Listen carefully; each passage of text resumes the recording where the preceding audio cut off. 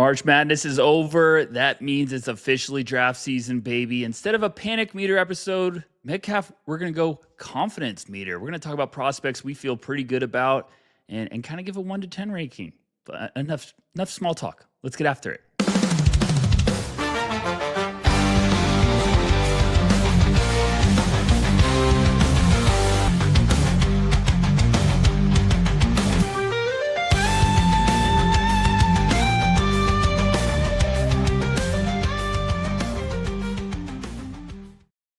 Good morning, boys and girls, ladies and gentlemen. No Ceilings NBA Draft Show. I'm your host today, Tyler Rucker, joined as always by my co-host, Mr. Tyler Metcalf. Metcalf, how are we doing? You know, I just win a national championship, and all of a sudden I'm lazy. I'm like, I don't want to host anymore. I highly recommend rooting for the best team in college basketball because God, it's fun. It is so much fun. Gosh, I'm good. I completely forgot until you just mentioned that we have to talk about the elephant in the room, that the Michigan Wolverines just took the Arizona Wildcats to the woodshed. So congrats to you, sir. Unbelievable run. Michigan getting it done with the win over UConn. Are you just morale all-time high? Now we got portal talk, and you're just, all right, let's GM mode for next year's title defense. Yeah, well, when you buy one title, you obviously have to go right back to the store and buy another one because there's nothing like, recruiting or, coaching and building chemistry. None of that stuff happened.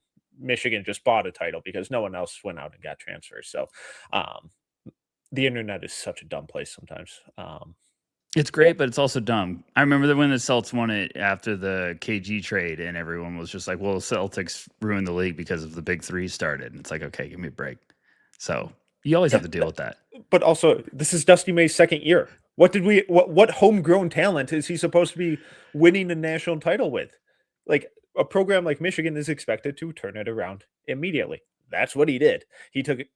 Michigan won 8 games the year before he was fired. 8 games. 2 years later, they're national champions, and they did have a couple holdovers. And they were, I think, 2 or 3 players. I might have the names wrong, but I believe it was Will Cheddar, Roddy Gale, Namari Burnett were holdovers from that year. I'm maybe mixing up Roddy with someone else, but those guys were there. They all played meaningful minutes in the national championship game. Their 5-star freshman recruit and Trey McKinney played meaningful minutes in this game. Stop acting like they went out and bought a title, you clowns. It's also like this is the way of college basketball now. This isn't the portal. This is free agency. Yeah. Every team's trying to recruit guys to sign a contract to come play for their team. So I mean, this is just how it is. Like the portals, man. I mean, Metcalf. Well, if it's that easy, why did Louisville fall short? Right, why did Kentucky fall short? Why did St. John's fall short? Why did Duke fall short? Why did everyone? It's the nature of the sport now. Yep. I don't love that we have half of D1 college players in the portal right now. That sucks, but it is what it is. So everyone's doing it.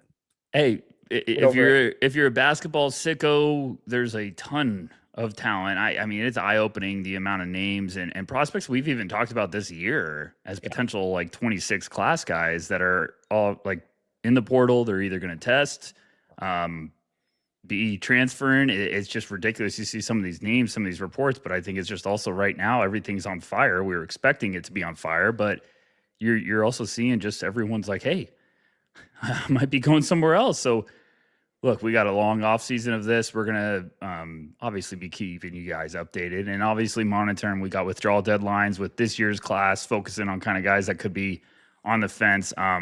Let's just do a quick little overview of this episode for everyone joining us. Hey, this is the time of the year when we get cooking. This is when we are very excited at No Ceilings. We got a lot of really fun stuff. Big months coming up. I believe as we're recording this, we're approaching almost 30 days till the draft lottery. Combine's right around the corner. We just had our mock draft version 6 go up on the site. That was a really fun one. Go check that out at noceilingsnba.com. For the Plus subscribers, we had our mock draft. You get to watch the video of our war room, which, man, it was took a long time to get out of the lottery, but it was some of my favorite discussions. Yeah. And some guys that didn't even get nominated for those picks, we were breaking it down till the very end. So that was a very fun one. Go check that out. What else am I missing, Metcalf? We've had so much good content going up this week. Our own Nick Agar Johnson, our editor, just had a Don Mysar piece. who's a very popular name right now. Go check that out. We've had videos turning out on the YouTube channel. Just had a Cam Boozer one go up. Nate Ament, Jayden Quaintance, a little combo. I did a little remix of his Arizona State and brief Kentucky highlights. Anything I'm missing, Metcalf? I'm sorry. We have so much going on right now. NoCeilingsNBA.com. Go there. You'll find it all. No Ceilings on YouTube. No Ceilings on social. Easiest way to do it. And subscribe. Turn notifications on. Like it. Easiest way to keep up. Yes, we just passed 10 million views all time, which is an incredible feat and very proud. And we love you all. We can't say it enough. Thank you guys for your support each and every year. We're just getting started, I promise. But Metcalf, I had an idea for everyone. Might be like, why is Rucker hosting? Just let me wax poetic. Because I'm still drunk from the celebrations. Yes, exactly. Well, that's why. But I didn't lose a bet. I offered you this. I had an idea for a pod, and I was like, Metcalf, I kind of have an idea for this. We've done the panic meter podcast with people like where we kind of go 1 to 10 of like who are we panicked on, et cetera. We'll get to that, probably a refresher in the upcoming months, but I wanted to swing it the other way. And this was kind of I was listening to Todd McShay, NFL drafts very soon, so I was kind of listening to one of his episodes, and I was like, oh, that's a fun little wrinkle. So yes, not an original idea. I'm sort of stealing it and pivoting it a little bit. I wanted to say, who are we confident about? I wanted to do kind of like a confidence meter, prospects that you might have on different ranges of your board, but you feel confident in your evaluation right now. Now, look, it's April. I know how me and you process. We still got a lot of film to catch up on. So I'm just saying, as of right now, prospects, you're like, hey, you know what? I feel fantastic about where I have them, and give me the 1 to 10 scale. So we're going to rattle off some different prospects, go kind of back and forth, and probably have some fun. I think that's what we like to do here. So I'm gonna start it off. All right. One of the most debate guys in this whole cycle, Mr. Darryn Peterson. Where are you at with your evaluation? I know me and you and some others have Darryn still at 1. He was number 1 on our recent big board at NoCeilingsNBA.com. 1 to 10. How you feeling? I think he's going to be a wire to wire number 1 guy for me. So 9, because obviously they're always outlier things that could happen. Kind of waiting for a little bit of the intel on what the medicals look like, because I'm not really worried about it, but you never know, especially with how rocky of a season he had. But I would be floored if this guy just flat out busts, though. Like, if he's just not at, like, I kind of see his floor like as Bradley Beal. And if that's your floor, whew, because I think the playmaking is so much better than what he got to show at Kansas this year based on the high school stuff, not to a point guard level, but better than what we saw at Kansas this year. And even if it's not, just the shot making, the off-ball scoring, the second side creation with him, plus the defensive growth that we saw throughout the season, that's a guy who's going to be a multi-time all-star minimum. So obviously there's that little wiggle room for, wow, what if things go really horrible? And am I super pumped about taking a Beal type of player at 1? Not really. But when you look at the totality of Bradley Beal's career, it obviously went off the rails here towards the end the last couple of years. But when he was really cooking in Washington, he was a awesome player. And if you're getting that from Darryn Peterson for 15 years, that's worth a top 1, 2, or 3 pick. Yeah, and look, we'll kind of go into depth about every player that we bring up and everything, but I'm just for fun. Like, I think the Bradley Beal one's a fun one. Bradley Beal at college, 14, 6, and 2 with 1.4 steals on 44, 33, 76. So like, I see where you're at, and obviously for everyone that's still getting caught up and getting excited about the draft, me and Metcalf are going to be better about this one, but Darryn Peterson, freshman, 6'6". Yes. You should know plenty about him. He's listed at 6'6". We'll see if he actually gets there. I think he's going to be closer around 6'5", but 200 plus pounds, about 205. Really talented. And he, if you're just getting caught up, he's been in and out of the story all year because of some injury issues.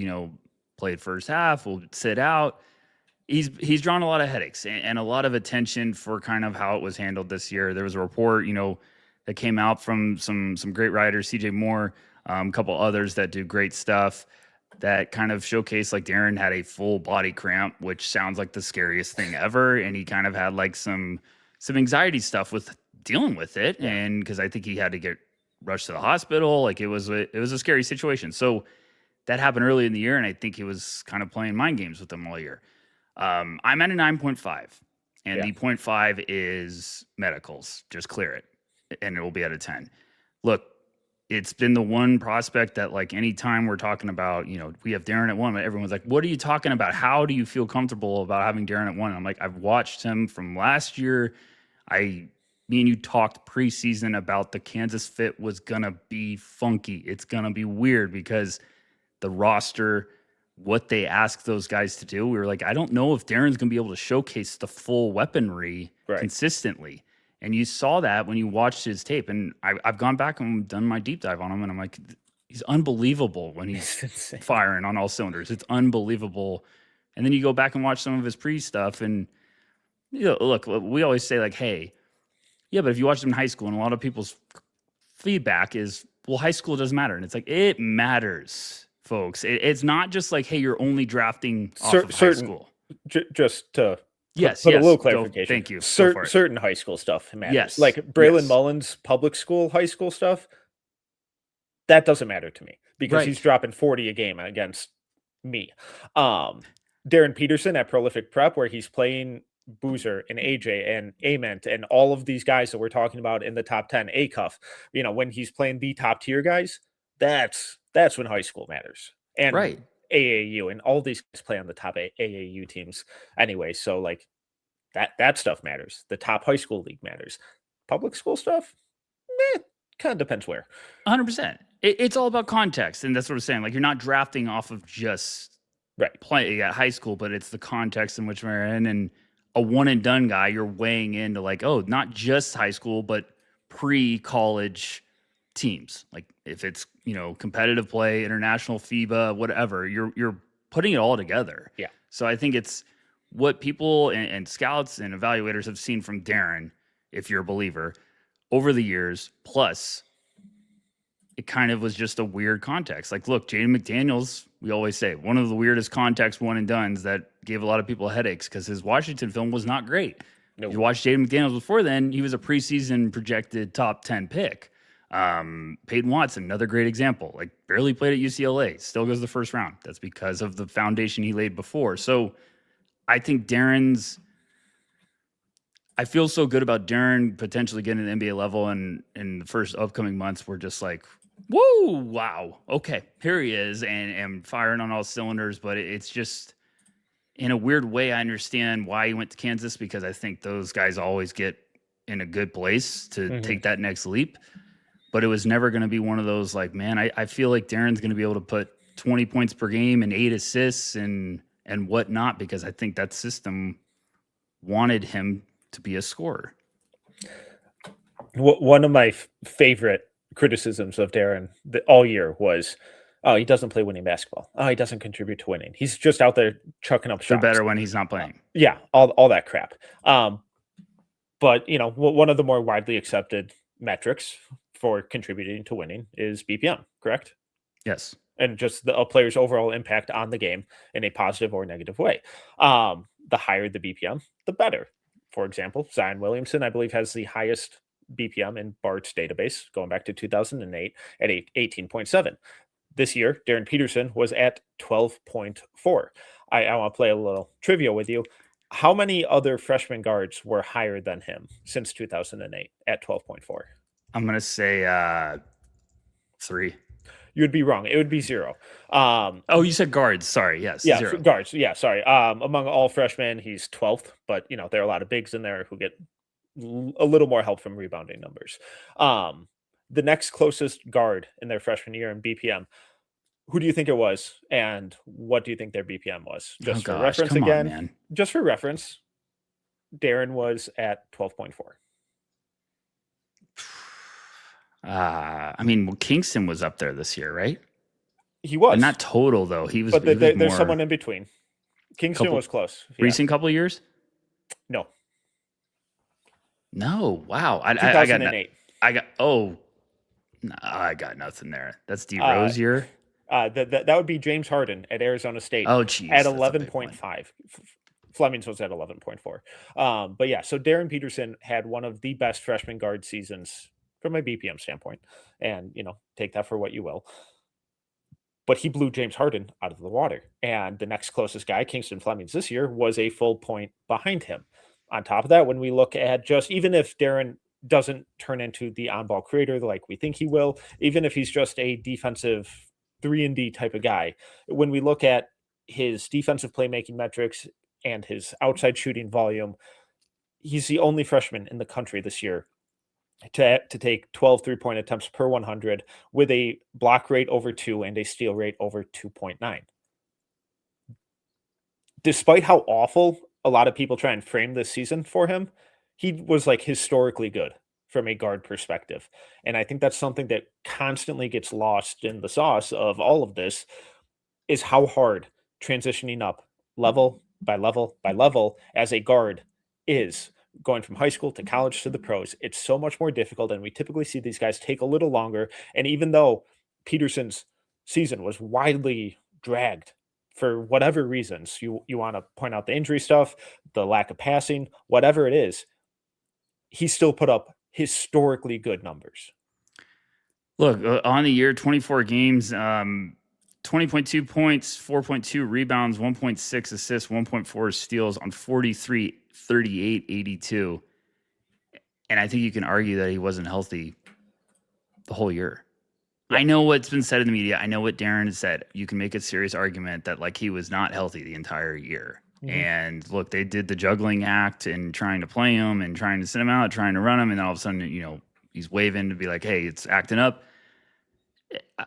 The reason I feel so good about my having Darryn at 1 right now is because I have just pestered for intel all year about it. I like nothing, Darryn, nothing.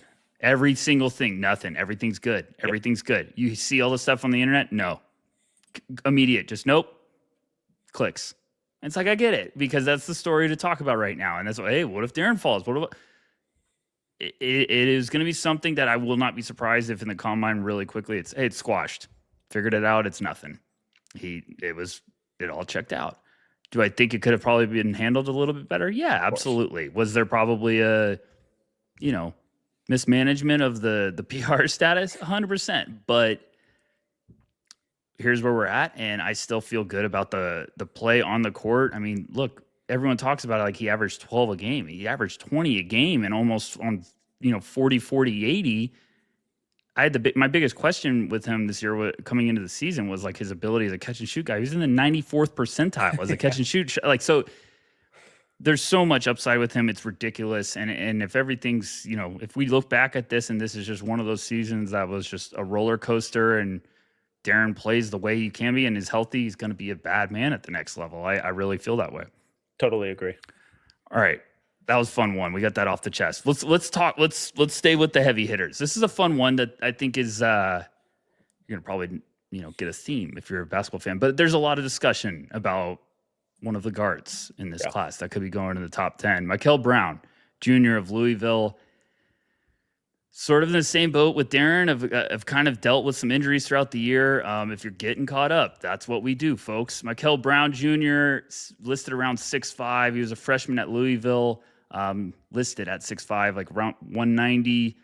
Averaged 18.2 points, 3.3 rebounds, 4.7 assists in 21 games this year in 29 minutes a game. The shooting splits of 41, 34, 84.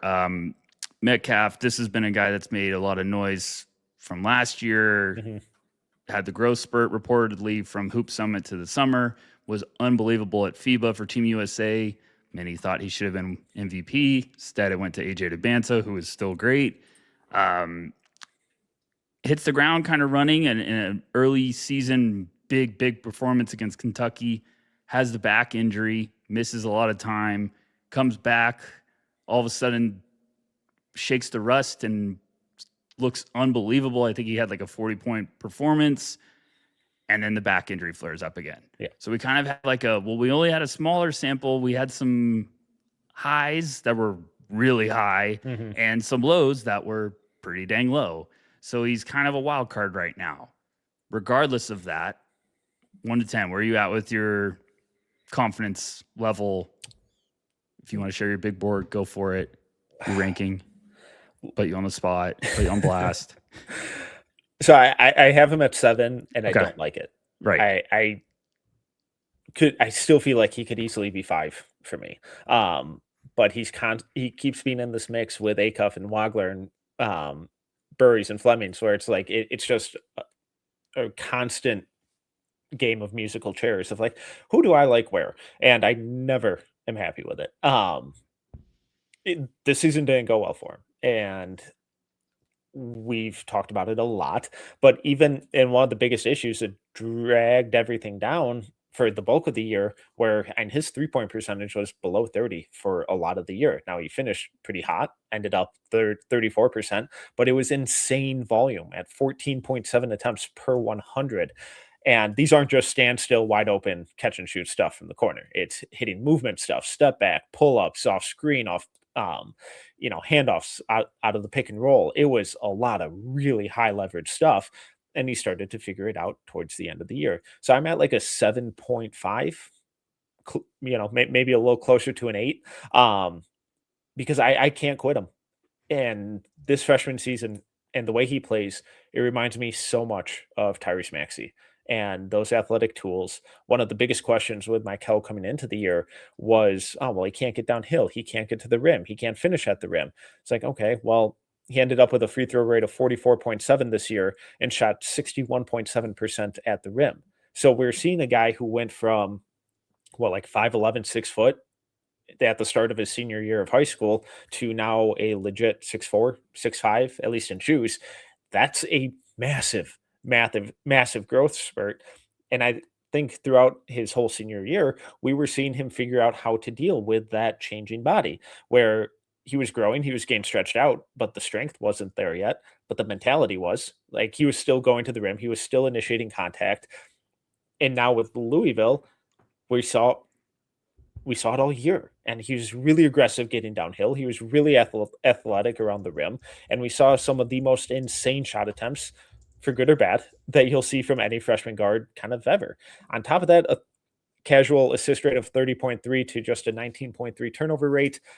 I still have a lot of questions about his game, but one of the biggest ones is, what does the back look like? Because if he's good, if he's healthy, if the back is cleared, I don't know how he falls past 7, because I think the talent, the athletic tools, and the upside with him is just so overwhelming. I'm trying to remember. I think when we were at Hoop Summit, for some reason, maybe the USA, did we not get measurements that year? They got screwed up. They got screwed up. Yeah. Because I think, was he around 6'2", 6'3"? He was skinny. He was really at Hoop skinny. Summit. He was really skinny. Because I remember watching him and I was like, all right, yeah, he can play. Yeah. And I was like, but he's skinny and he's going to probably need, I was like, that's probably a sophomore guy, because of the frame was just so thin. And then he grew, and I feel like when you watched him at FIBA, you were like, oh gosh, he's realizing he's in another world now at 6'4", 6'5", and you're seeing him try to do all this stuff, and all of a sudden he's trying to like posterize guys, and you're like, whoa, this is a different player now. So I feel like still early on at Louisville, you were seeing him kind of figuring out like, wait, I got a little bit more firepower now to attack the basket, finish. You're right. You're spot on. The biggest question mark, if you evaluated him from high school to this year, was like, he needs to prove he can finish and get to the free throw line. And it was like unbelievable how good he was doing early on at finishing around the basket. You're like, this is really promising development, because it was a really big concern. Like, that's why it was like, wow, you usually don't see that aggressive of a shift. I think personally for me, I'm at an 8. And I think I need to do a deep dive to get to like a 10, but I have him at 8 on my board. I'm terrified I'm too low. Yeah. So I can't drop him past 7. Yeah. And why I have him at 8 for confidence level is more of like, well, man, I'd be happy getting him. I'd be really pumped if you're on the board, and like if you're a team that you're like, hey, Mikel's slipping a little bit, I would go get him pretty aggressively. Like, that's the guy I'd be like, oh, if I'm outside the top 10 and you could somehow get up to 8 to get Mikel Brown, go get him. Yeah. Because that's the one that his highs are up there with anyone in this class. When he's firing, he is dangerous. And it's not just the scoring and the floor spacing. The playmaking's unbelievable. Like really high level manipulation stuff, like looking off defenders, bullet passes, cross court, and like toying with drop defenders, like legitimately passing guys open and creating passing windows that shouldn't be there. Yeah. Like, look, it's tough with this guard class because it really is. It's going to come down to like the team, I think, for sure, when it comes to like projecting the order. Because I like Mikel with Dallas a lot. I think that would be a really fun him and Cooper Flagg if they hit together. Those are two very high IQ players that could do some damage. Mikel's shooting and you know, floor spacing that's a dangerous 2-man game right there. But I have him at 8. I got Wagler, Acuff, and Mikel, and every single day I feel like I wake up and I'm like, I could swap those orders easily. And then, you know, I'm a Kingston Flemings guy. I have days where I stare and I'm like, I could see Mikel going ahead of Kingston for sure. God, yeah. So he's another big guy. I think that it's just the combine. Like teams need just the green light. Like I think I'm at an 8 and not higher because back stuff, I've been burned before and I'm terrified of the back. So if the back could just give me the green light. Yeah. We need it at the combine. I need them to just have like Mikel Brown went in to go get the medical. And then so as they walk out, just a light green or red. You're like, oh, it's green. That'd be amazing. WWE status. Oh, the light turned green. Okay. Just before we move on, I just so we're not overly just over the moon and optimistic about these guys, because I do like that we're switching it up and the negative Nancy's that we tend to be on the Panic Meter episode. But I still think Mikel's defense needs a ton of work.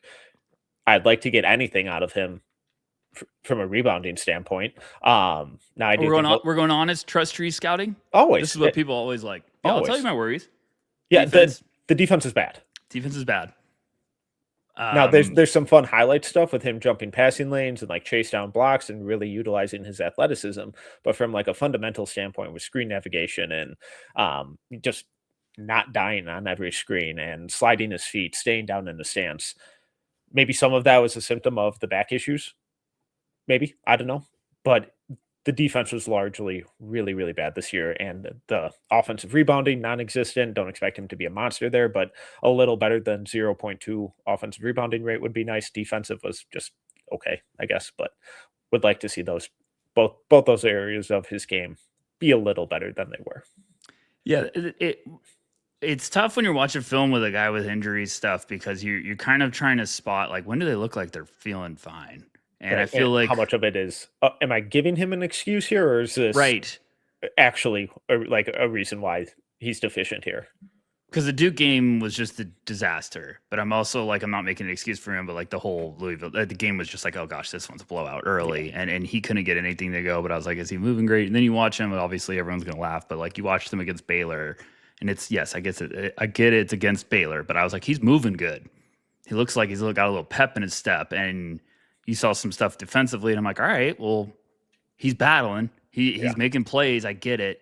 I think there's a lot of work to be done defensively. I think every guard in this class is probably going to be a bad rookie defender because history just shows there's really hard to be a good rookie defensive asset unless you're going to like a fantastic team and they're all great defensively. You're probably going to look good. But maybe Kingston, Burries, who knows? I think the big thing for me with Mikel is I think he plays sped up too much. I think he plays a little bit faster than he realizes he needs to play. Like sometimes I think he forces shots way too fast where I'm like, just compose yourself. There's a couple of games where I was getting to a point where I was like, man, when he kind of like takes a split second to get himself set, I feel like the shot is just like skyrockets percentage wise. But when he's so sped up of like, I got to get the shot off, it's erratic. Mm-hmm. So I think sometimes he's almost playing like he's at the NBA already, and like he's like anticipating the speed's gonna be faster. And I'm like, if he just kind of realizes like you have so much room to operate, and you don't need that much room. If you kind of just slow down a little bit, then I think everything just takes off. But He's gonna just have to figure that out. I think that's also just like the bigger size, figuring out that like, oh, my strides get a little bit more coverage Right. here and whatnot. But I think it was something more in the early beginning of the year. I think like he was playing a little. It almost looks like someone that took espresso shots before the game, and you're like, okay, throwing a water maybe might help you out a little bit. But when he slows down, especially when he's feeling it, you see some plays as a distributor too, a facilitator that you're like, oh gosh, I think he had a game where he was like cooking that 40-point game. I think he threw like a between the legs pick and roll dime. I was like, my gosh, okay. He's going at another pace right now. This is amazing. But consistency. He's Yeah. got to be consistent. And I think we had a point this year where he was like 30 splits were 30, 30, 70. And we were like, we Yeah. need to get these up pretty quick. And all of a sudden where he ended up was fantastic compared to where we were. So, all right, that was a good one. Anything else on Mikel? Nah. All right. I'm going to just do this for you because you're wearing a Michigan and everyone's kind of buzzing about him. Morez Johnson Jr., who you've just been singing like Celine Dion at a concert in Vegas from the top of, We're going on like a year plus now. Yeah, a year plus. You've been saying, hey, this guy rocks, this guy rocks. Transferred from Illinois. Morez Johnson's listed around 6'9", 255. Large human alert. Stats, 13.1 points, 7.3 rebounds, 1.2 assists, 1.1 blocks, which just seems low for the film. Splits 62, 34% from deep on 0.9 attempts, so let's not get too caught up on that. 78% from the free throw line, and that's in 25 minutes. Unbelievable year, fantastic film. Feel like his film is even more impressive than the numbers. Where are you at? 8. 8? Wow, I thought you were gonna be higher. Okay. No, because I'm like, there's a very real world where it doesn't work because we see guys like this not work a lot.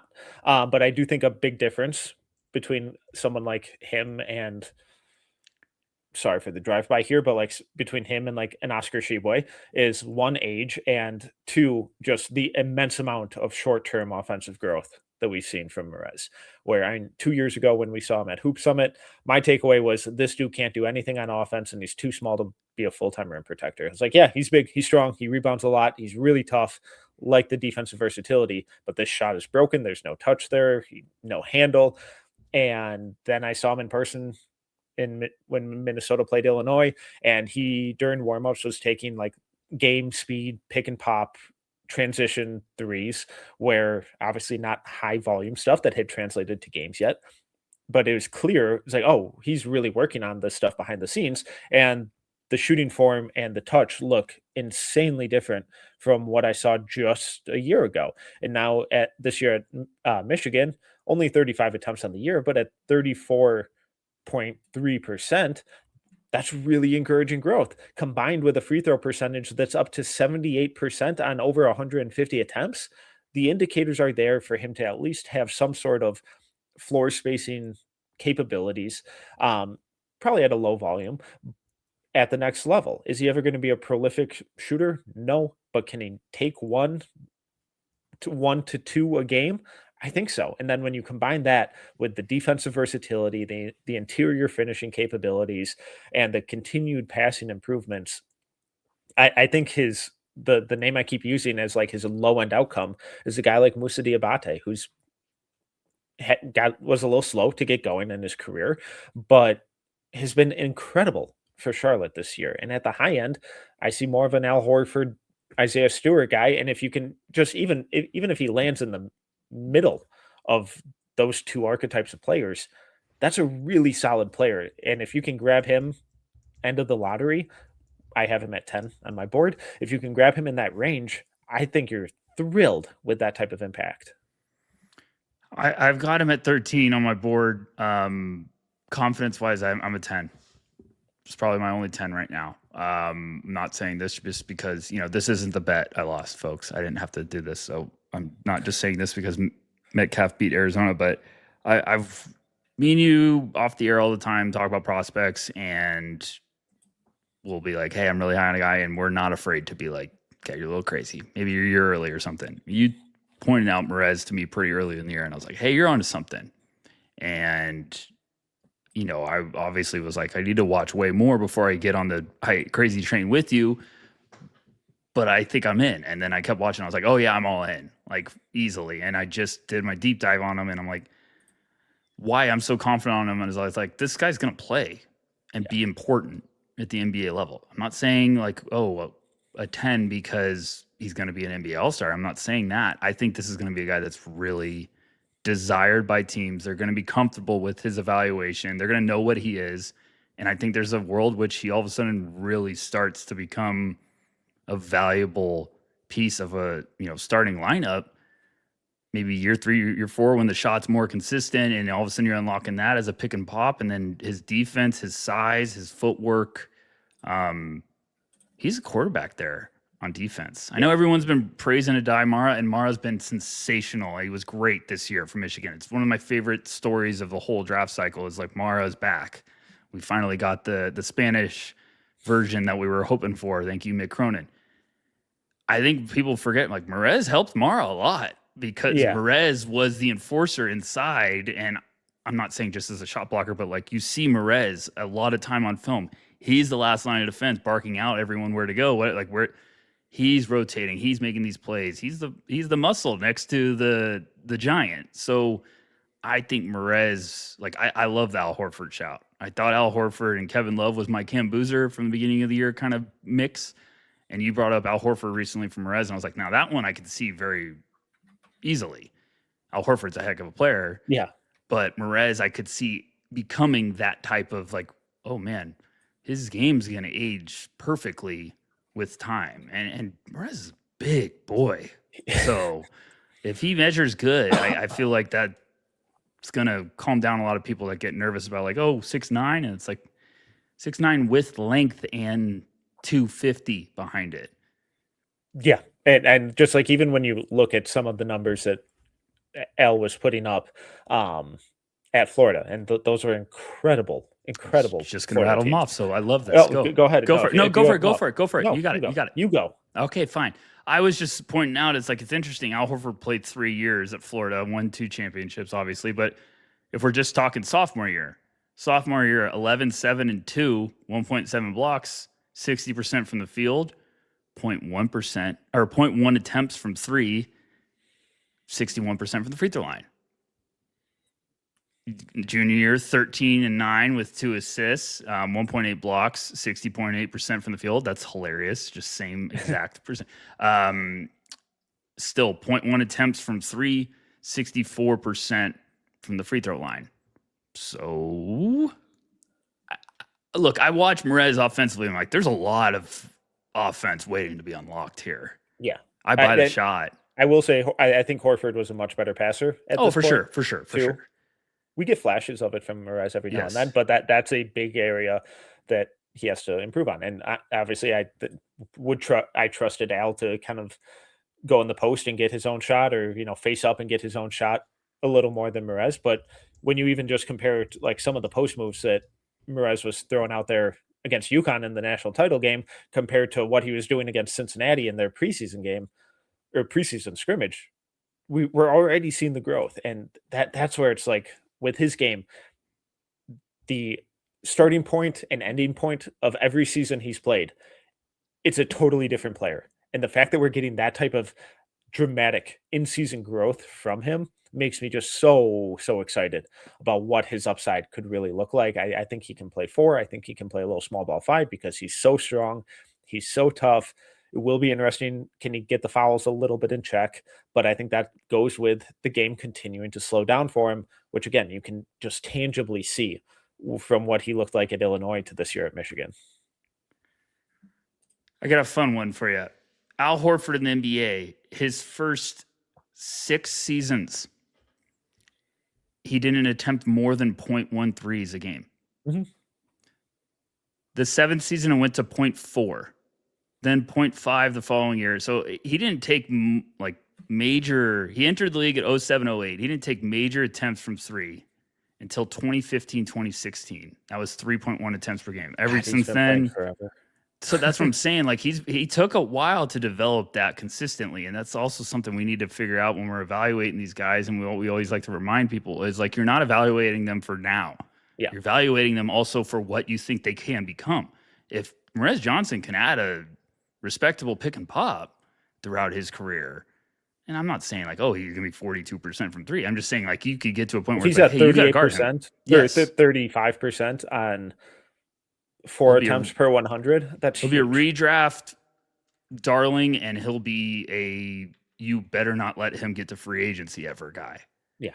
And Because then so you also just throw in the fact that he can switch pretty much anything on the perimeter. And him and Yaxel were Michigan's kind of primary point of attack defenders all year. And to have your 2'6'9" dudes doing that, picking up point guards full court, switching everything at the top of the key in the pick and roll, that's what allowed Adimara to stay in the paint. That's what allowed Adimara to not get exposed, getting dragged out into space consistently. And it's because of that type of versatility. So yeah, he's a bulky dude, but that guy can move in ways that you would never, ever expect if you just looked at him at first glance.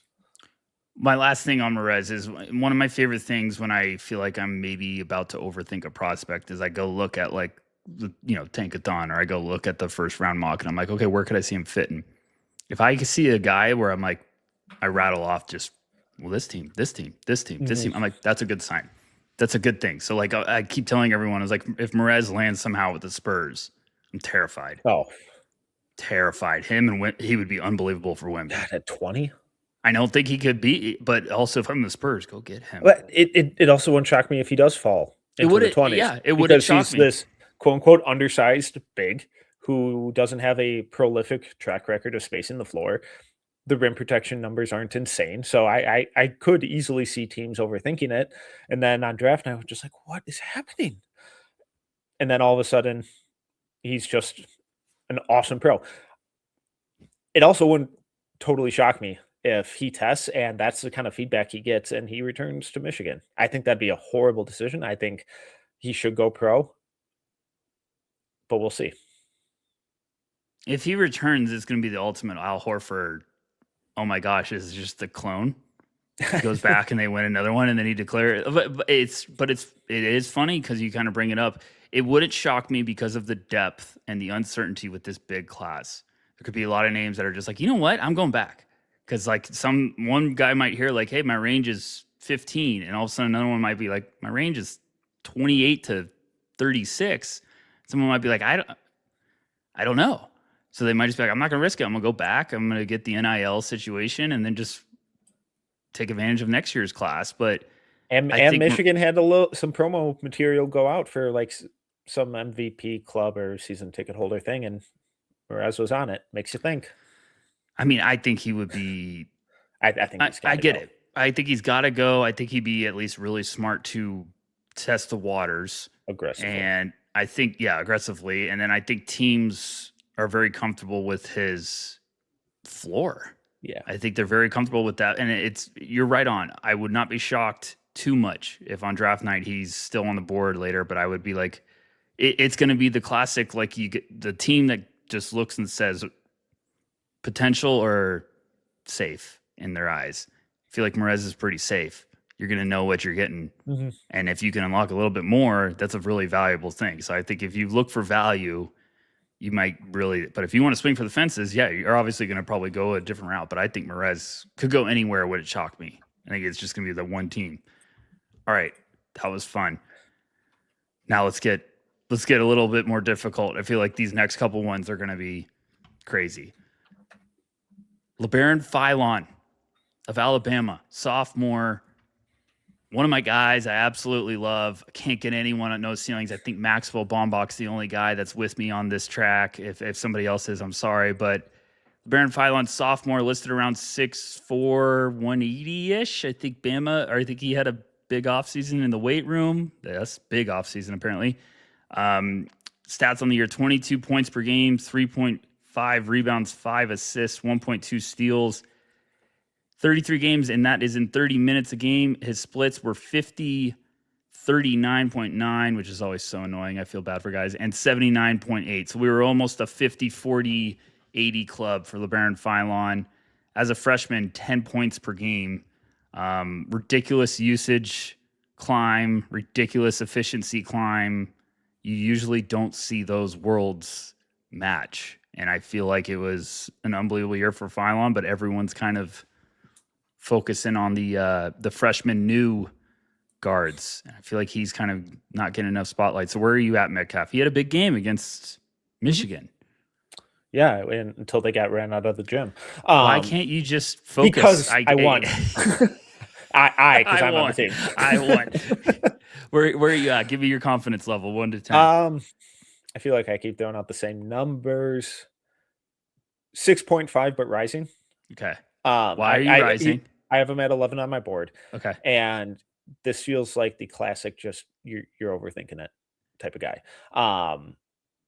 And apparently some people have issues with the term overthinking. When I say overthinking, I mean I get too obsessed with a few bullet points in the con column instead of focusing on the myriad of bullet points in the pro and getting overwhelmed and just misconstruing who the player is and where the growth has come from. And that's exactly what the story with Labaron Philon is, where we kind of thought that he might stay in last year's draft. He was on that fringe borderline, ended up returning. I think most of us thought that was a really smart decision. And now, for some reason, he doesn't seem to be getting credit for making the massive growth and leap in the areas that we wanted and hoped we would see from him. Everything we talked about last year of, man, if he can really just develop as more of that primary playmaker, if he can get to the rim a little more consistently as the primary guy, if the playmaking gets a little more diversified, if the shot really takes a leap, man, he could be a easy lottery top 10 guy next year. It's like, okay, well, all of that stuff happened. So what's the hang up? When we look at his numbers, and from his freshman year to sophomore year, his BPM jumped from 7.3 to 10.3. His Alabama's offensive rating when he was on the court went from 114.8 to 124.3. Usage jumped from 21.4 to 29.9.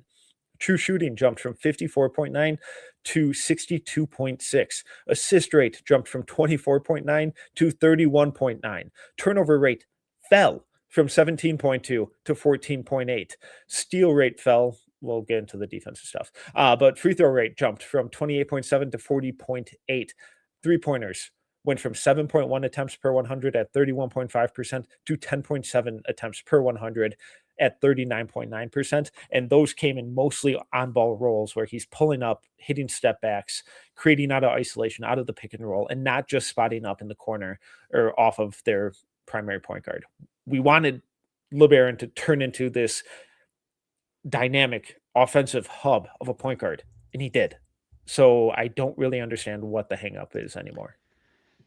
I think you put it perfectly. I think that's been one of the things that's kind of kept me so comfortable with Philon this year. Look, I'm at a 9 in terms of confidence level. I've got him at 10 on my board. I feel great about it. So you're voting one spot ahead of me, and you're acting like, oh, you hate him. How dare you? No. I know. This is nothing like fun. You hating Cambuza. No, him. I think it's been interesting. It's always interesting when we have our discussions with the No Ceilings crew around this year, and we talk to scouts and evaluators, and it's just like this is the best time of the year for all of us because you get to finally get caught up, and you get to be like, there's no new games I can now watch without stressing about, oh, there's 30 games last night, I have to watch everything. So it's a great time to get caught up, and it's always interesting to kind of see when people start to get caught up on film of like, okay, yeah, here we go, here's the buzz. And why I always say like, hey, the next big board installments, the next month, those are always the big ones I feel like for our team because it's like people are getting caught up now on everything. And Philon's just been one that like I had the exact same realization in the middle of the season. I was like, everything I wanted to see from him this year, he's done it. Why am I not like just believing in him? And it's, people will be like, hey, the defense was like, I'm like, yeah, I understand. I get that. I liked the defense last year. Thought he was really crafty and kind of a feisty on-ball guy. Obviously, he's a little thin. He needs to get stronger. Every prospect does. Maybe not Cam Boozer or Morez might be okay early on. But it's one of those, like, you watch him in some of these games and tough opponents, and it just seems like it brings the best out of him. and he's competitive. He's feisty. I got to see him at Players Era in the beginning of the year, and like in warmups, I was like, this dude's a bad man. Like you could just tell he carries himself very not cocky, but just very confident with his ability and his, warmups. I was like, oh yeah, he's just monster. This is exactly what you're watching on film. And you read off all those numbers. Every attempt is almost doubled this year. Like the free throws, the 3-pointers, the free throw attempts, field goal attempts, free throws. Sorry, I just repeated it. I'm having too much fun. You usually don't see that and climb and stay efficient with guys. It just is like one of those things where you see one area will plummet and it's like, oh, well, he doubled the 3-point attempts, but he went down 4%. It's like everything climbed. And last year we were, man, he's nice. He could be a quote pre-draft guy that I hate to say, but it's like, I'd really like him to go back and work on the outside shot. Pfft, knock that out of the park. Yeah. Now it was like a consistent weapon. It kind of reminded me the sophomore leap he had, and I know this has been a controversial name lately in the basketball world, but Jaden Ivey, what he did at Purdue, like that year where we were all like, oh, he could be a big leap guy, and if you go look at the numbers, I was like, man, two different players, two different playing styles, one crazy athlete, one more shifty, grounded, but I was like, man, the numbers are kind of like pretty similar, and in most cases, I was like, Philons are even more. So I get how intriguing and awesome the freshman guards have been this year. I love them. I love Philon. I know I have him at 10, and it's like, well, why don't you have him higher? And it's like, well, because I don't know. Maybe I'm a wimp about it. Maybe I need to have him higher. But like, I get why he could be a wild card that on draft night we're like, well, Philon went ahead of one of them. Like, because I just think when you watch him, he plays a style of the game at the guard position that's very difficult to stop. And if you add that 3-point percentage or consistency with it, he's slithery. Sorry, I'm stalling here, but like pick and roll ball handler this year, he's 94th percentile. That's a gigantic. And 98th in frequency. Woo! So in one of the most popular actions in the NBA, he is very, very dangerous at it. And I think the playmaking's good. I think the feel's great. I think he's just a smart player. And if you can believe in the defense, consistency, I think he's going to be a great value. I'm terrified if he slips in a little bit on the draft because I think he's going to land in a place where it could really explode and be like, gosh, they got Philon. Like Miami terrifies me. I know they took Kasparis last year, but if they got Philon too, like take off. Okay. So no, because a couple hangups for me still. Yes, the defense did fall off. Yes, like kind of substantially, but it's also understandable given the role shift and the massive uptick in offensive usage. It's to be expected, or at least it's at least understandable. His defensive BPM dropped from 3.3 to 1.2. That's pretty aggressive. Block rate fell from 1.2 to 0.5. Steal rate fell from 2.9 to 2.0. And then it also just felt like his screen navigation disappeared. He got hung up on stuff all the time, gave up like a weird amount of blow by drives. He had a near 30 usage rate, so it's understandable in some form or fashion. The key for me, though, is going forward, can he blend those two worlds back together? And can he incorporate? He doesn't need to be Davion Mitchell at the point of attack, but can he hold his own? Because if that's the type of defensive effort he's going to give at the next level, that's where it's like, oh, is this Jordan Poole? And that worries me. And then also with the playmaking stuff, the numbers are outlandish. They're so good. I think it's more reactive than anticipatory, like what we were talking about with Mikel Brown and his ability to manipulate help defenders and pass guys open and really be dynamic and 3 steps ahead of the defense. I don't get that from Philon. I think it's tremendous 2-man game stuff. I think he sees what's directly in front of him pretty well, but the consistency with passing guys open and moving defenders with his eyes and making those passes that are 1 or 2 away rather than, or 2 or 3 away rather than just 1, if that makes sense. That I don't get a ton of that. Now he's super efficient with it, and maybe he doesn't ever need to get there because the craftiness, the way he gets downhill, the way he draws fouls, scores efficiently in all three levels. Maybe it doesn't matter, but that's just one of my last hangups with him. Of all right, what does the playmaking look like to warrant a frequency of 98% percentile in pick and roll frequency? Are you going to be able to do all of that stuff that made you so incredible at Alabama this year? And if you can't, just what does it look like if it's scaled back in any form or fashion? But again, maybe the scoring just continues to be so stinking good that the coaching staff has to be like, all right, well, here you go. Here are your reps, and we'll figure out and continue to grow the playmaking as your career develops. No, I don't have any disagreements. I think he's so good at getting into the lane. Like he gets into the paint a lot, and he knows how to navigate and be patient and put guys in jail. And like he plays bigger that way in that role than like his frame. Like he's just so slithery. But I do think like one of his, like he's got a beautiful floater. He's got good touch. He's really like he makes some finishes around the basket. You're like, how did you even get that shot off? Because you're just like, I don't know where he contorts his body.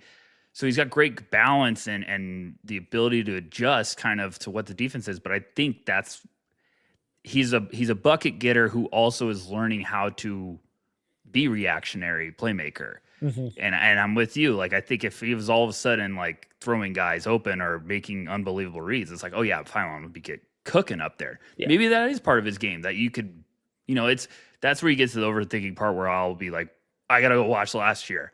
And then I have to watch Mark Sears be, pulling from everywhere. But it's one of those, I think maybe that is like, hey, well, last year's role playing alongside Sears, he was more of like, okay, I got the ball. Now I got to react and try to find some.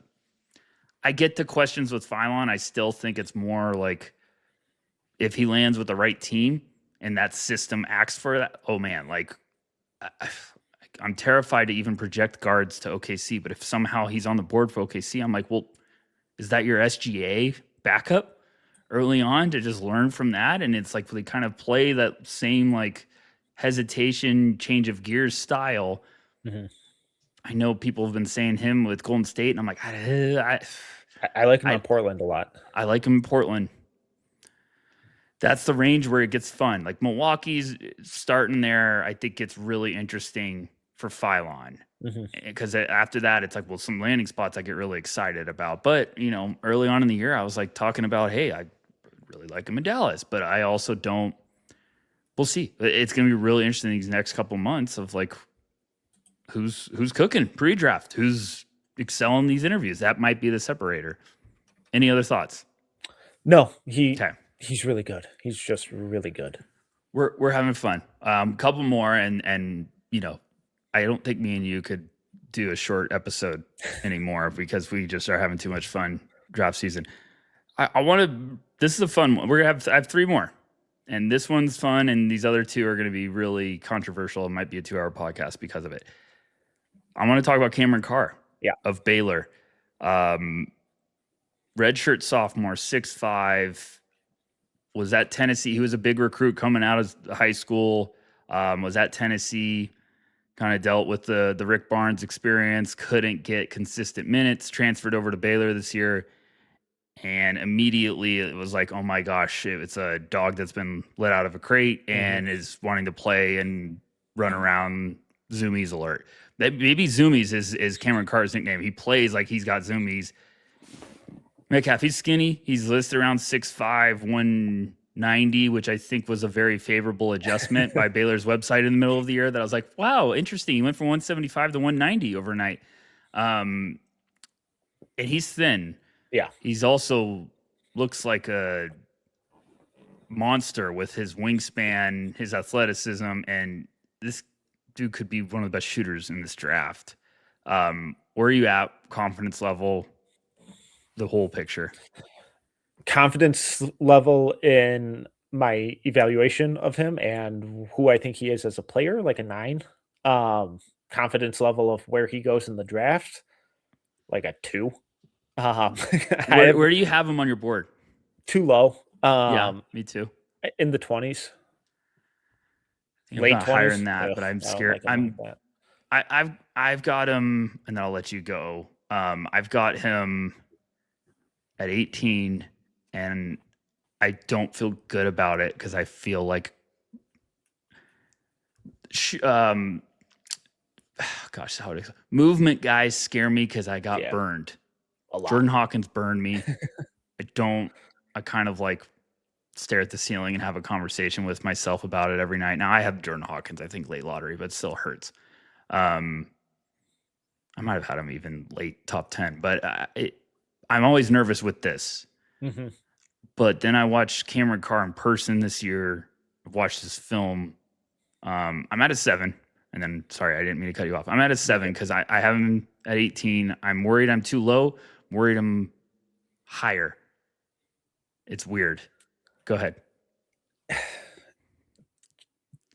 This is the confidence level episode. This is where we're getting at. This is exactly what I wanted. It was like, okay, let's talk therapy. If you're like, all right, just 3-and-D guy, go out there. Can you be Isaiah Joe? Like at least Isaiah Joe. And I think he can. And I think there's a ton of room for improvement and growth off of that, because when you just look at some of like the most basic numbers for his archetype, true shooting percentage of 61.8, love that. 10.6 threes per 100, love that. 37.6% from 3 on over 200 attempts and some really difficult volume, love that. And then just the icing on the cake is a block rate of 3.9, steal rate of 1.6, which that was a little higher. But then 51 dunks. That is insane for a guy that skinny, because he's got legitimate bounce.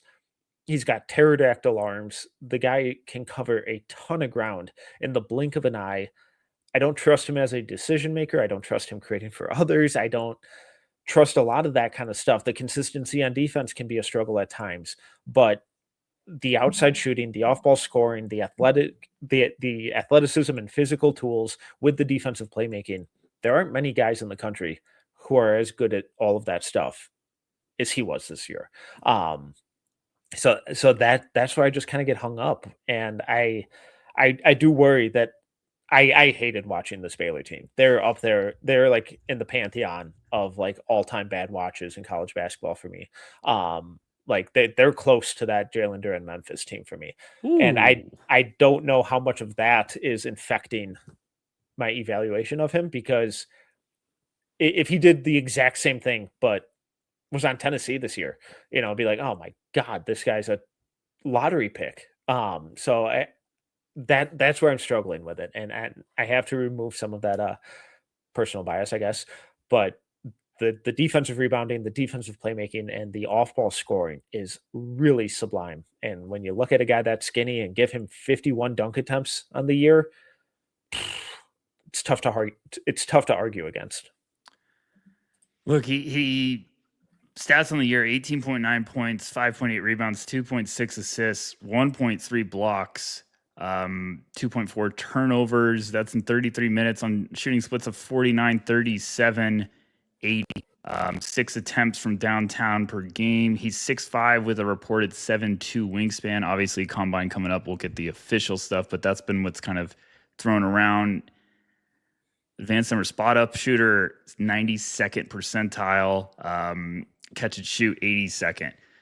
Cam was one of the films like most pleasantly surprised catching up on doing a deep dive. I was just like, man, this kid's fun. You know how this is a weird comp.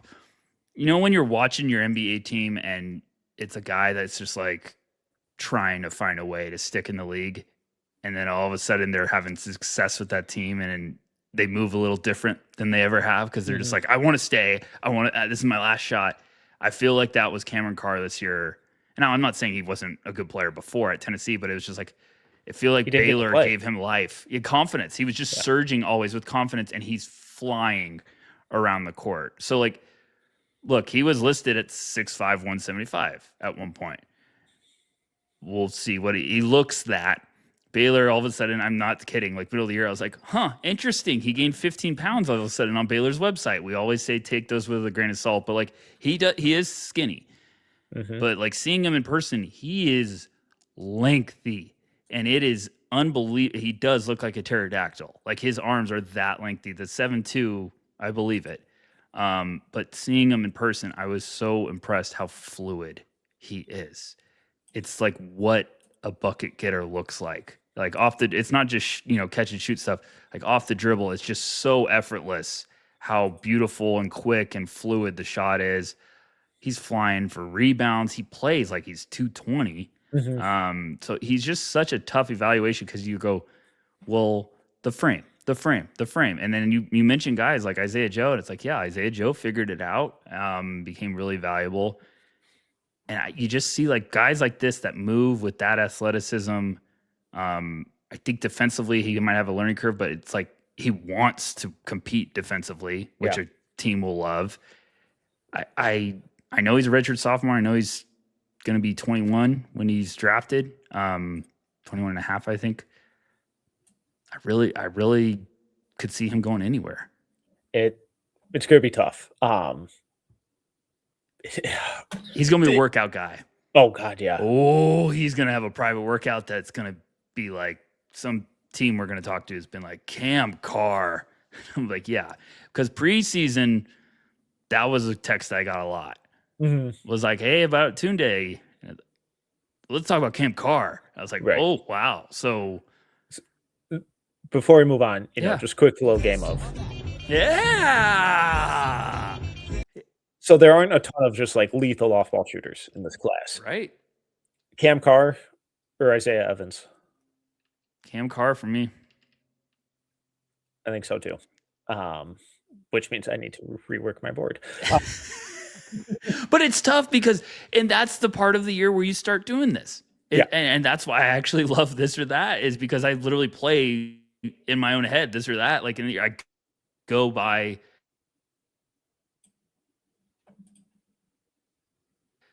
archetype, in my opinion, on Isaiah. Cam Carr or Braylon Mullins? I would say Braylon right now. Okay. Cam Carr or Malik Thomas? It'd be Cam from me. Okay. The Braylon one's tough because Braylon's cooled a little bit, but I still think Braylon's got a little bit more. Are those answers the same for you? Yeah, more or less, yeah. Which one are you struggling with?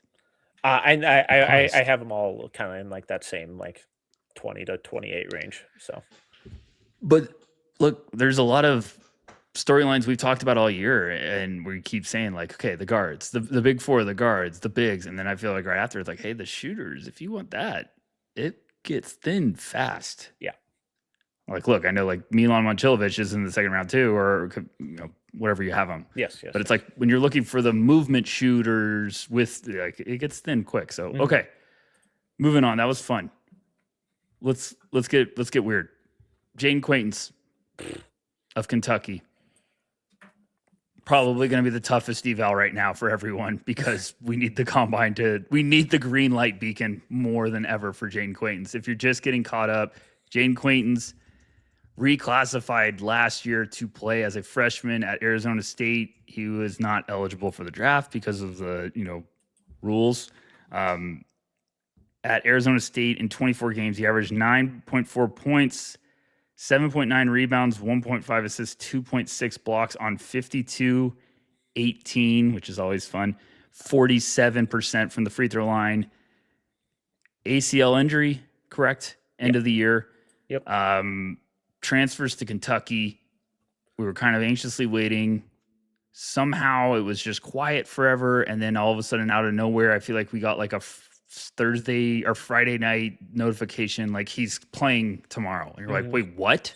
And returns against St. John's looks insane. And we were all like, is this the top 5? Overreaction Monday segment, basically. My favorite.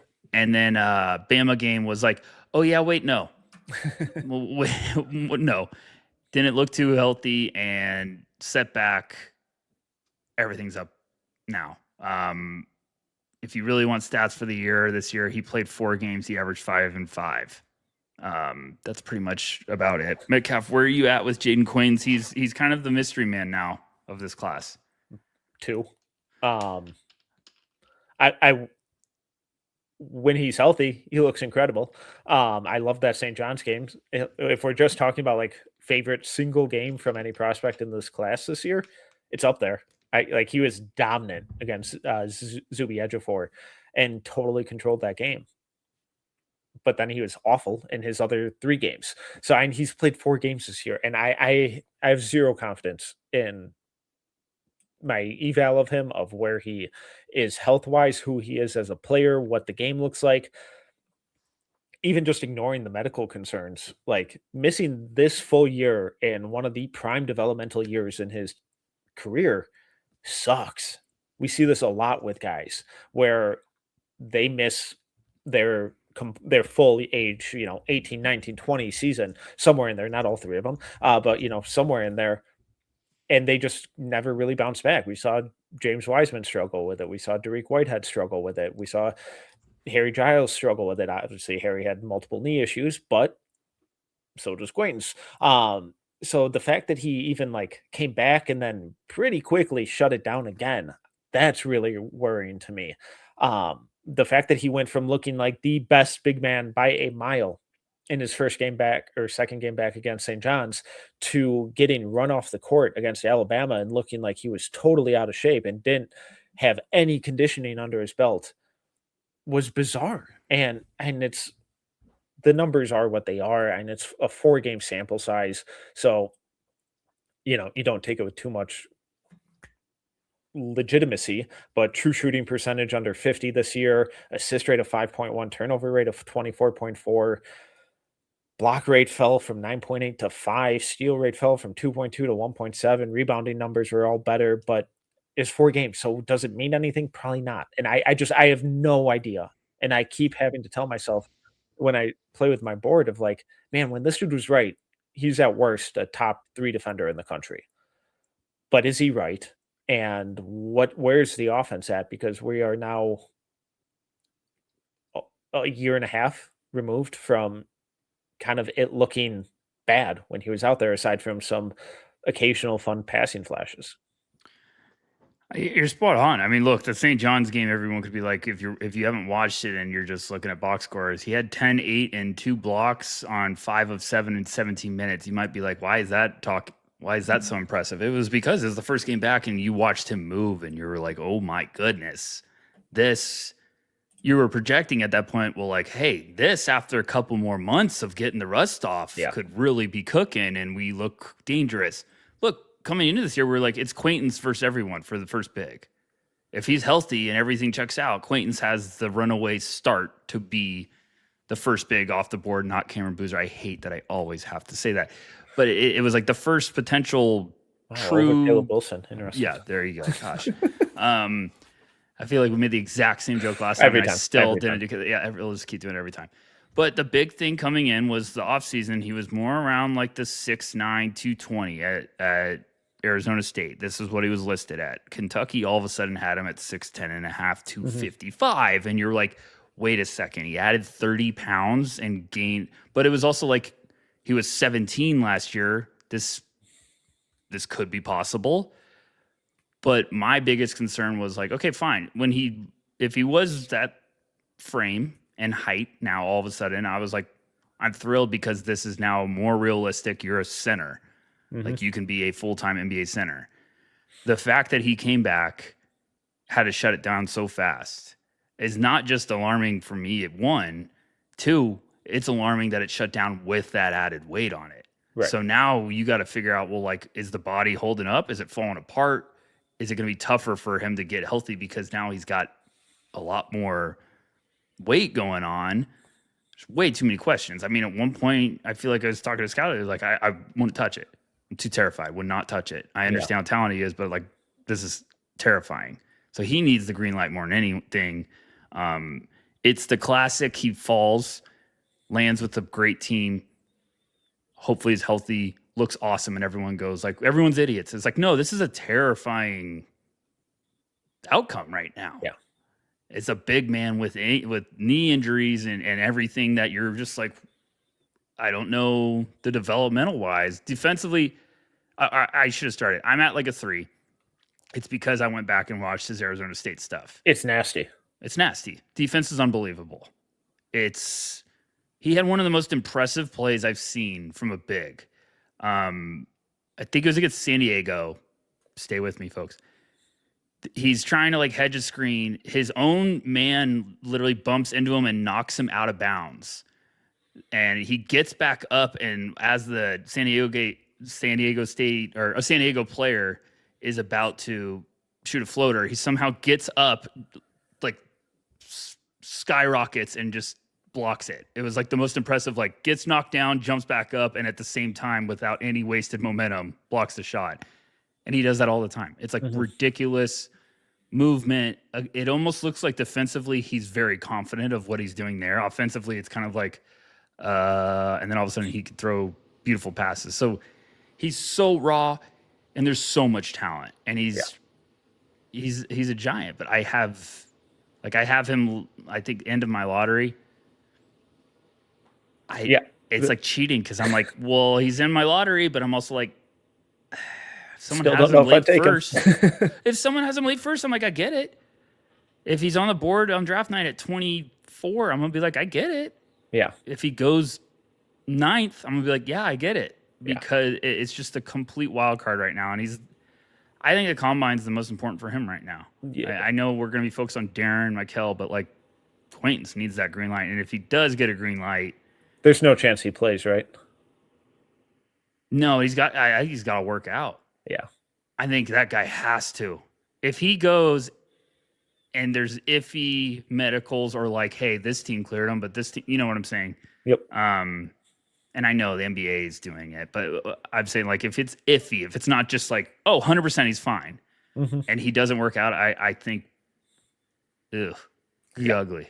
But no, he can't play. Yeah. He's going to have to work out, though. Yeah. Agreed. All right, last one. We're going to lengthy with this one. Freshman that has been a very popular name by the draft fans out there, Allen Graves, Santa Clara, a name that has a lot of people all over the place when it comes to where do you have them? Are you all in? Are you, out or cooler? Allen Graves, freshman at Santa Clara, listed at 6'9", 225-ish. I'm always rounding up for these guys. Help them out. Stats on the year, 11.8 points, 6.5 rebounds, 1.8 assists, shooting splits of 51, 41, 75. He also pitched in 1.9 steals. That's in 22 minutes. Only started 4 games. I know Metcalf's Mr. Analytics guy, so he'll talk about it. This is the analytics darling. This is the advanced numbers stocks machine. Where you at? In my eval, like a 9. Much lower on where he's in. When people push him as a top 10 guy, I'm out. But the earliest I would swing on him would be like late first. And for him, that I think would probably be best case scenario, because now you're going to an awesome spot where you're probably not asked to do much. And everything that he was awesome at this year, he can immediately bring to the table. So I have a lot of nitpicks. I have a lot of concerns with his game.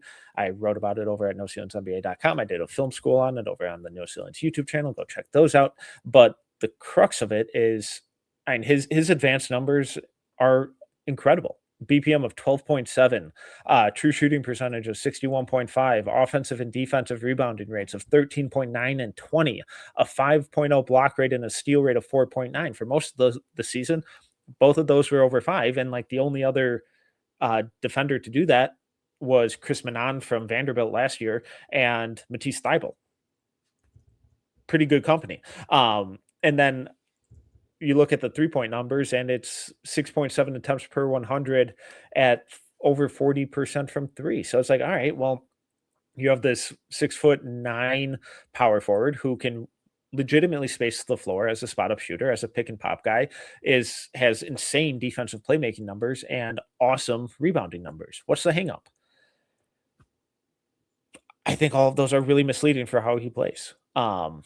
The only one that I think is actually representative of how he plays is the rebounding stuff. I think he's really tough. I think he's really strong. He's got good instincts on the boards. And we do see some of that stuff show up with the defensive playmaking as well. specifically the block stuff. I like him as the low man when he's able to keep everything in front of him on the defensive end. He's really good with his rotations. He's pretty good with verticality. The hand-eye coordination is pretty good.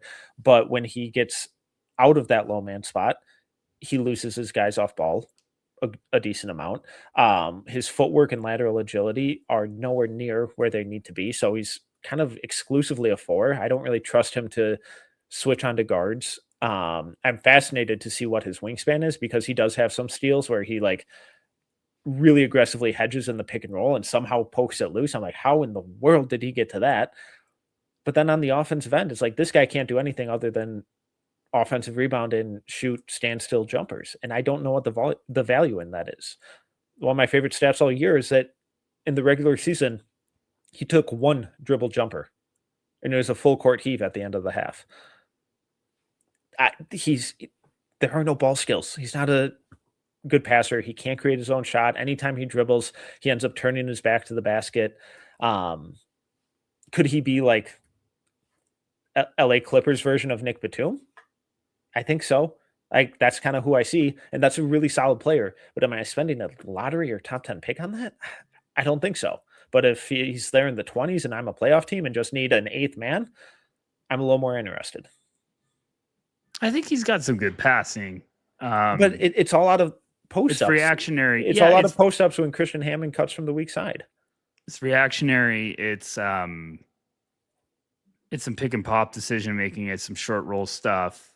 It's nothing to where I'm like, okay, he's an unbelievable, like I'm always trying to be like with respect, but it's not like I watch him and Joshua Jefferson playmaking and I'm like, those are identical. Joshua Jefferson throws some passes. You're like, what the heck did he just do? That was insane.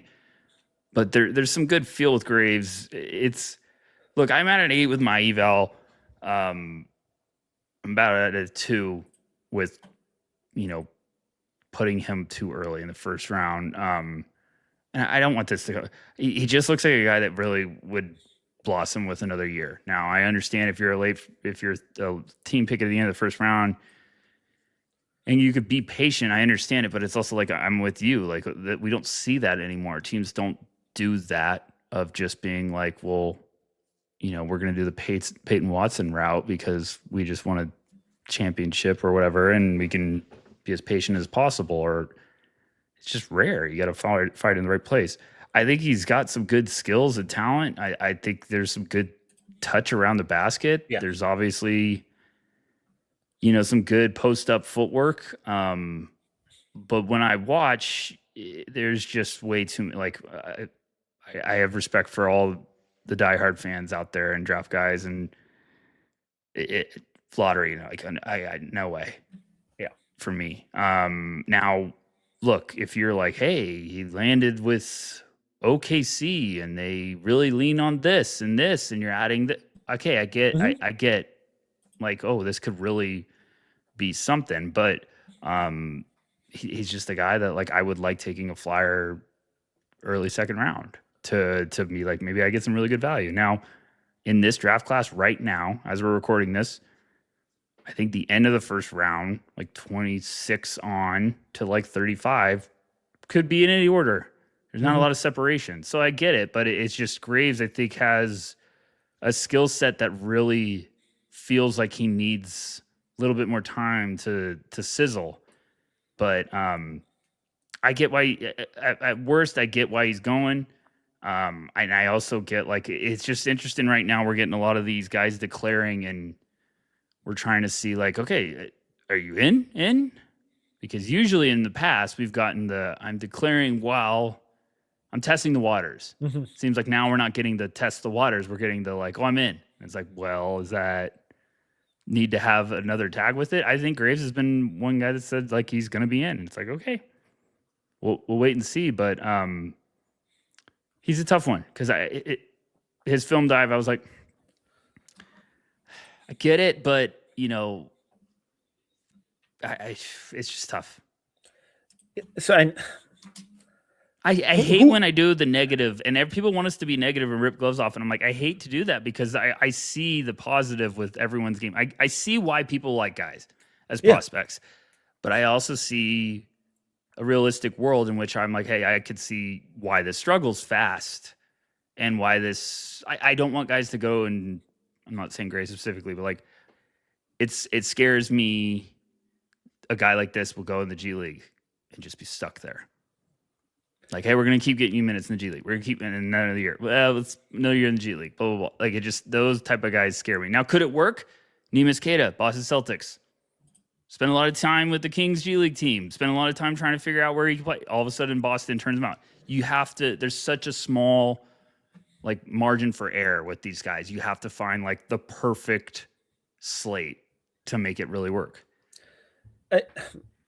One of my biggest hangups is I don't know who he is in the NBA right now. And I know we don't do 1-for-1 comps and all that kind of stuff, but even like stylistically, it's like he kind of reminds me the most of Kyle Anderson with the better jumper. And that's an awesome player. That's going to be a really good player. But I also think that discounts how good of a ball handler and passer and thinker of the game Kyle Anderson is, because that dude is a basketball genius. You don't play in the league as long as he has with his athletic tools without being an absolute genius on the floor. And that's who he is. And that's where I think there's a big differentiator with Graves. And I just, after Kyle Anderson, I'm like, I don't know who you are. And I just pulled up Draft Baller's site, very fun, cool site if you're interested in all that stuff. A lot of fun info on there. And I was curious just who he had as some comps. And I believe, I may be mistaken here, but I believe most of these are based on like statistical similarities. But the names are Tari Eason, Asa Newell, Otto Porter, Chumo Kiki, Caleb Wilson, Laurie Markkinen, KCP, Jay Crowder, Justin Champagny, Hannes Steinbeck. And I don't really see it from like an athletic tool stylistically. Like I don't see a lot of those names. The Otto Porter one's kind of interesting to me. And the Jay Crowder one's a little interesting to me, but those are guys who played a long time ago. And I don't know. And neither of them were great ball handlers, great passers. And I don't know how their games really translate to today's game. So I struggle with it. And he might just be a guy that I totally miss on, because all of the numbers say he's an awesome player. If you're following those and you really buy in, I get it. And if I'm wrong, I'll eat it, and I'll be the first to admit it. But just when I watch him play, I just struggle to really feel the impact that the numbers are saying he's having. It's an athleticism thing for me. Yeah. I think he's a really talented, skilled, good field player. But, you rattle off a bunch of guys. And I'm like, it's not the same conversation athletic wise. Like I understand Caleb Wilson's mentioned there, but it's like, it's not even same galaxy athleticism wise. No, I like Graves. I understand he's had a great year, and I really I get the intrigue because bigger guys with feel and patience, footwork, those click, those are valuable. But it's the athleticism, it's the style that is playing. It's like Santa Clara a lot of times gave him the ball to clear out. It's like, okay, I don't think Graves getting that at the next level. I don't think he's ever gonna be able to or be asked to create anything. Which is like, okay, well then what he's going to Which he doesn't need to be. He doesn't need to be LeBron out there, but there's also like a lot of those numbers ran off his spot. What does he do?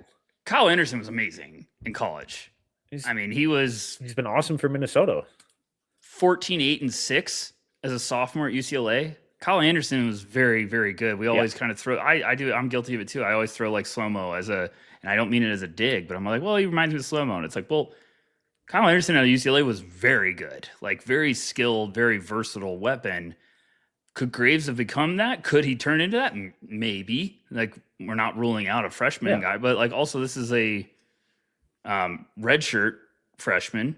And I just the athleticism is the one thing that really gets me to like his deep dive. Every time I'm like, okay, he's pick and pop. I get it. Is there anything else I got here? Yeah. So am I just getting a pick and pop, not athletic 4 that's built more of like a NBA 3?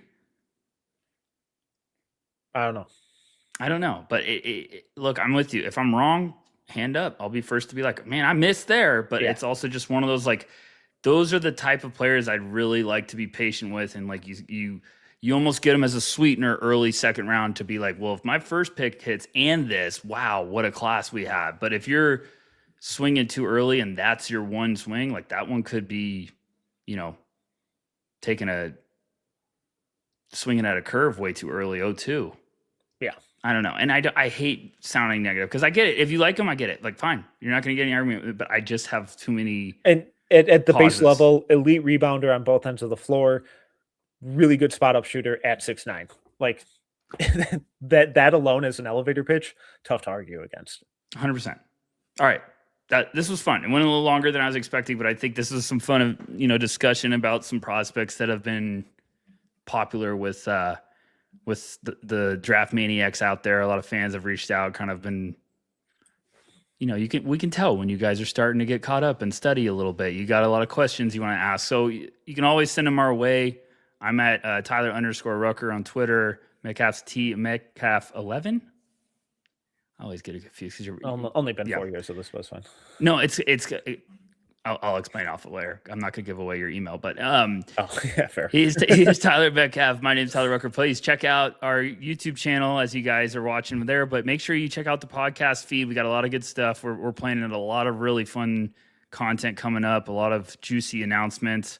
NoCeilingsNBA.com. Thank you guys always for your support. We really appreciate it. We'll be talking to you very, very soon. Take care.